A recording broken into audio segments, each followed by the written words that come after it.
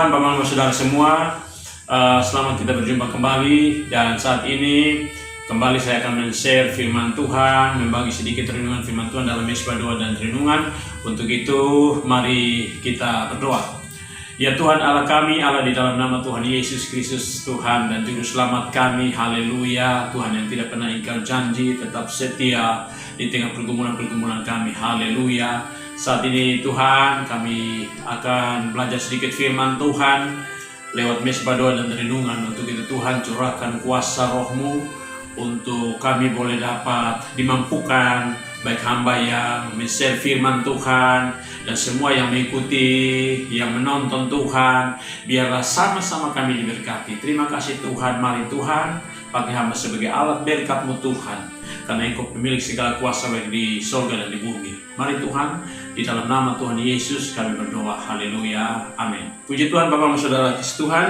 Kali ini dalam Mesbah Doa dan Renungan saya akan membawa satu bagian firman Tuhan yang terambil di dalam kitab Lukas pasal yang ke-5 ayat 17 sampai dengan ayat yang ke-26. Pada suatu hari ketika Yesus mengajar, ada beberapa orang Farisi dan ahli Taurat duduk mendengarkannya. Mereka datang dari semua desa di Galilea dan Yudea dan dari Yerusalem. Kuasa Tuhan menyertai dia sehingga ia dapat menyembuhkan orang sakit. Lalu datang beberapa orang mengusung seorang lumpuh di atas tempat tidur. Mereka berusaha membawa dia masuk dan meletakkannya di hadapan Yesus. Karena mereka tidak dapat membawanya masuk berhubung dengan banyak orang di situ, naiklah mereka ke atap rumah lalu membongkar atap itu dan menurunkan orang itu dengan tempat tidurnya ke tengah-tengah orang banyak tepat di depan Yesus. Ketika Yesus melihat iman mereka, berkatalah ia, "Hai saudara, dosamu sudah diampuni." Tetapi ahli-ahli Taurat dan orang-orang Farisi berpikir dalam hatinya, siapakah orang yang menghujat Allah ini? Siapakah yang dapat mengampuni dosa selain daripada Allah sendiri?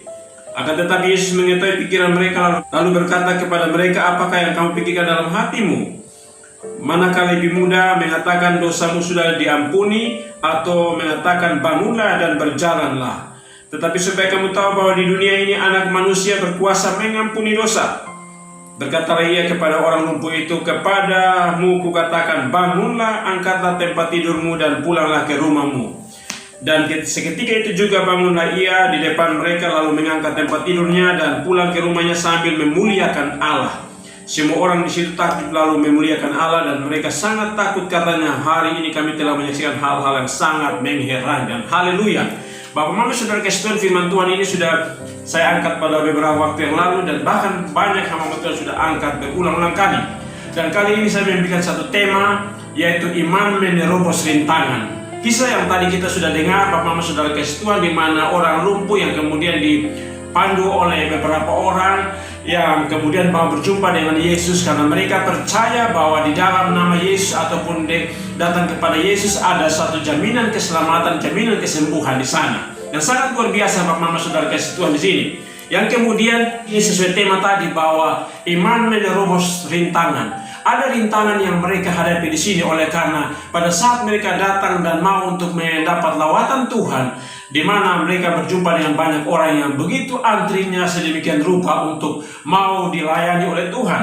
Dan kemudian ini rintangan ini tidak membuat mereka menghambat mereka untuk berjumpa dengan Tuhan Yesus. Malah mereka dengan berikut lagi adalah mereka naik ke atas rumah. Ini salah satu hal yang sangat luar biasa. Suatu terobosan yang sangat luar biasa. Rintangan tadi adalah orang banyak yang kemudian mereka juga berikut adalah mereka harus naik ke atas di atas rumah dan membongkar atap dan kemudian menurunkan akan hamba yang terbaring karena sakit lumpuh di depan Yesus di tengah orang banyak.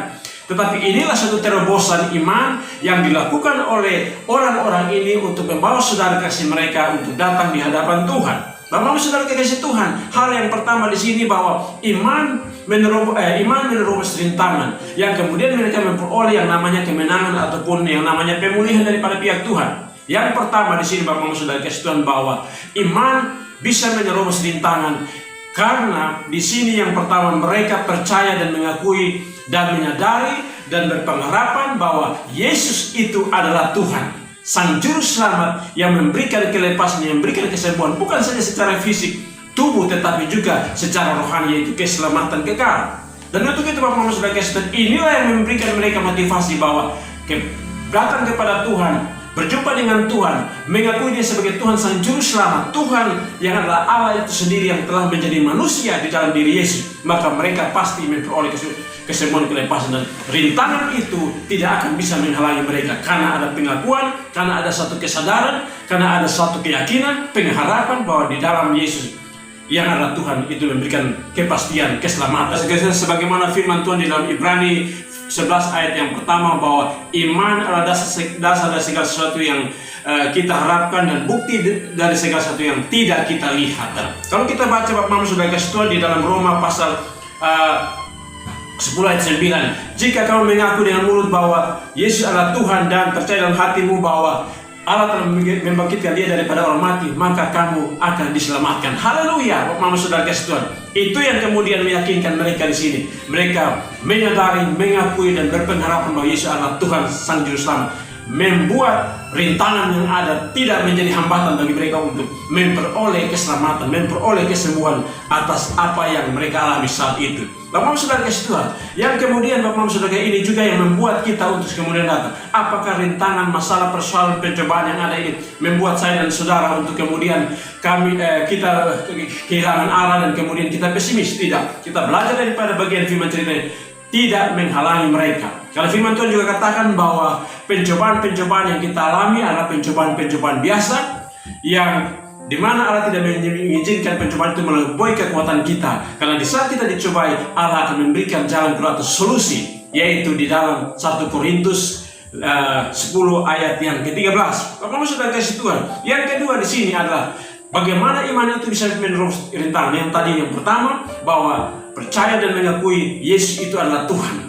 Kedua adalah bahwa kalau kita sudah mengakui, iman kita sudah percaya Dia adalah Tuhan, maka kita butuh tindakan di sini. Tidak sekedar hanya orang bilang omong kosong ataupun hanya koar-koar, hanya bahwa Yesus itu adalah Tuhan. Buktikan iman kita dengan apa? Bertindak di tengah situasi. Apakah dengan situasi, masalah, persoalan, bencana yang ada, terus kemudian kita hanya duduk diam dan hanya katakanlah tidak bertindak? Maka di sini butuh tindakan. Orang-orang ini melihat yang tadi gambaran, ada orang banyak, ada suatu situasi kondisi yang ada, ataupun kemudian bagaimana jalan solusi. Mereka harus naik ke atas rumah dan membongkar atap, dan itu satu rintangan juga. Tetapi ini semua tidak membuat mereka untuk berhenti. Tadi mereka percaya, mengakui dan meyakini bahwa Dia adalah Tuhan, yang kemudian adalah tindakan iman, memperoleh keselamatan, memperoleh jaminan daripada Yesus itu sendiri. Bapak-Bapak Saudara kasih Tuhan, itu yang kemudian meyakinkan mereka pada saat itu. Dan Bapak-Bapak Saudara kasih Tuhan bahwa yang berikut, bahwa iman itu yang kemudian membuat mereka bertindak. Iman itu yang kemudian mereka meyakini dan mereka berjalan pada saat itu. Firman Tuhan berkata bahwa iman timbul dari mendengarkan firman Kristus. Di dalam Roma 10 ayat yang ke-17.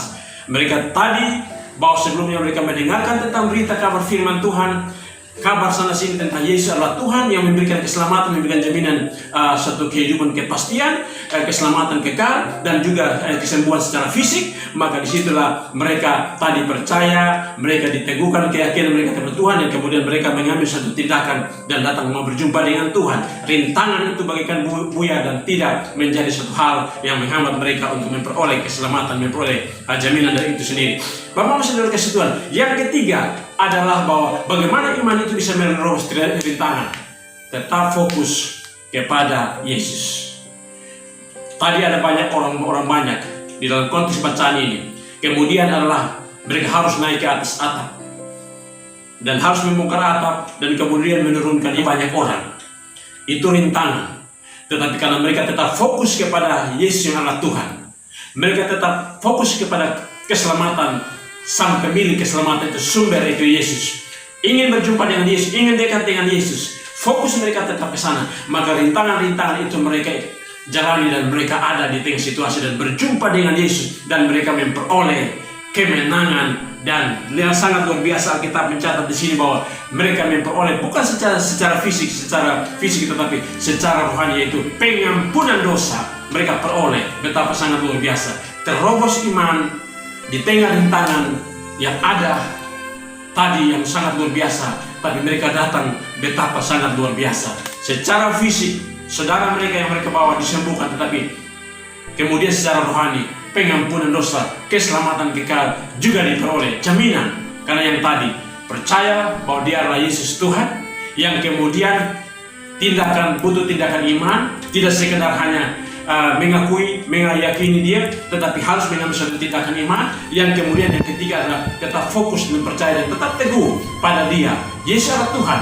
Maka tentu dengan situasi rintangan semua itu bagaikan seolah-olah tidak ada, sangat luar biasa yang kemudian dialami oleh orang-orang, dan kita juga pasti mengalami demikian. Bapak saudara di tengah masalah apapun, persoalan, beban apapun, situasi yang ada, pribadi, rumah tangga, apapun beban yang ada, termasuk dengan bencana virus corona dan dampak yang lain segala macam, kita alami. Percaya bahwa kalau kita sudah mengakui dia sebagai Tuhan, Sang Juru Selamat, Yesus Tuhan, yang kemudian kita meyakini, bertindak dengan iman, kemudian kita tetap fokus dan tetap teguh dengan Tuhan, jeripaya kita pasti diperhitungkan oleh Tuhan, dan kita memperoleh jaminan secara fisik, secara rohani, kita memperoleh keselamatan kekal. Haleluya. Mama saudara kasih Tuhan, itu memberikan satu jaminan, dan kemudian meyakinkan kita juga bahwa dia Yesus Tuhan adalah sang pemilik kuasa baik di surga dan di bumi, karena dia adalah Allah yang telah datang ke dalam dunia, yang kemudian dia itulah Tuhan itu sendiri, yang sebagai juru selamat yang rela mati bagi saya dan saudara di atas kayu salib.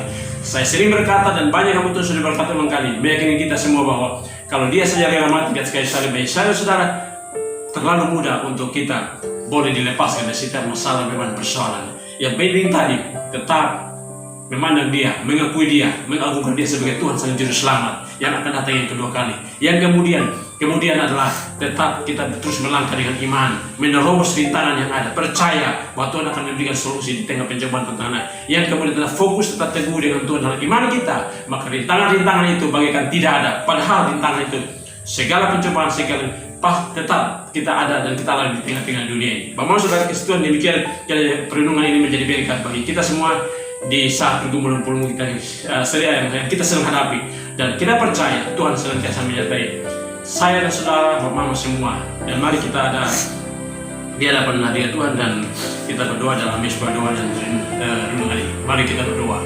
Ya Tuhan Allah kami, Allah, di dalam nama Tuhan Yesus kami bersyukur atas segala kasih karunia Tuhan lewat firman Tuhan yang sangat luar biasa, yang sangat dahsyat Tuhan, bahwa tak kala kami percaya mengakui bahwa Yesus adalah Tuhan Sang Juru Selamat yang memberikan keselamatan kekal, bukan saja juga secara fisik tetapi keselamatan kekal, maka kami memperoleh suatu hal kepastian. Sekalipun ada rintangan, ada pencobaan, ada segala hal yang ada di sekitar kami, tetapi kami percaya mengakui Yesus sebagai Tuhan, maka kami memperoleh jaminan keselamatan, jaminan kepastian kekal sendiri. Dan kemudian kami bertindak dengan iman, kami percaya jeripaya kami diperhitungkan oleh Tuhan, dan kemudian juga kami percaya bahwa kami tetap fokus, tetap teguh dengan Tuhan, jeripaya kami selalu diperhitungkan oleh Tuhan, dan kami percaya itu Tuhan dalam nama Yesus. Kami bersyukur atas firman Tuhan yang sangat luar biasa ini menjadi berkat bagi kami semua. Terima kasih Tuhan Yesus, berkati semua kami, semua saudara yang saat ini yang mungkin ada beban-beban persoalan pribadi, rumah tangga, apapun itu Tuhan,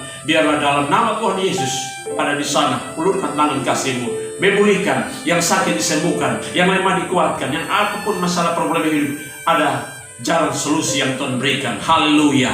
Dan ada Roh Kudus di sana yang memulihkan, yang menyatakan, yang memerdekakan, karena Tuhan itu adalah Roh. Haleluya. Terima kasih Tuhan, yang saudara kami yang saat ini terkapar virus corona yang masih ada ini, Tuhan kami minta dalam nama Yesus, ada kesembuhan di sana, ada pemulihan Tuhan. Semua upaya pemerintah dan pusat pendidikan diberkati Tuhan.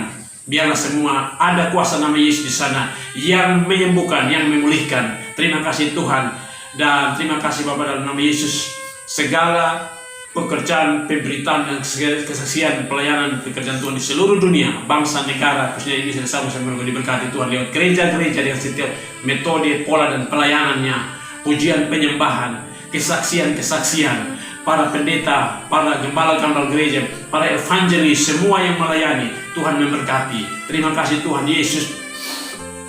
Kami tetap berdoa bagi bangsa negara kami dengan segala upaya-upayanya, yang di pemerintah dari pusat sampai dengan daerah dalam rangka penanganan terhadap bencana-bencana yang ada, salah satunya kepada COVID-19 ini. Tuhan tolong untuk semua ada berkat-berkat yang terjadi, ada perkara-perkara Tuhan yang terjadi menyertai, dan juga dalam rangka untuk program pembangunan demi untuk kesejahteraan umat masyarakat Indonesia. Tuhan berkati semua yang ada, setiap upaya dari pihak manapun untuk menolong bangsa ini dengan segala macam cara untuk mau menghancurkan bangsa kami tolak di dalam nama Yesus. Dan terima kasih Tuhan berkuasa atas kehidupan umat manusia, seluruh bangsa, seluruh dunia, bahkan khususnya Indonesia, bangsa kami dari Sabang sampai Merauke. Terima kasih Bapa, terima kasih Tuhan dan Roh Kudus, dalam nama Yesus. Ini sembahyang doa kami dalam Mesbah Doa dan Roh Tuhan memberkati, kiranya semua menjadi berkat bagi kami semua. Terima kasih, amat terbatas Tuhan, tapi Tuhan dalam nama Yesus lewat Roh Kudus tidak terbatas kuasa-Mu. Haleluya. Terpuji nama-Mu, dalam nama Yesus kami berdoa. Haleluya. Amin. Puji Tuhan Bapak, Saudara kasih Tuhan, sampai di sini jumpa kita, dan kita akan bertemu di waktu-waktu yang datang. Dan Tuhan Yesus senantiasa menjaga, melindungi dan memberkati Bapak Mama, saya dan saudara dan kita semua. Haleluya, haleluya, puji Tuhan. Shalom.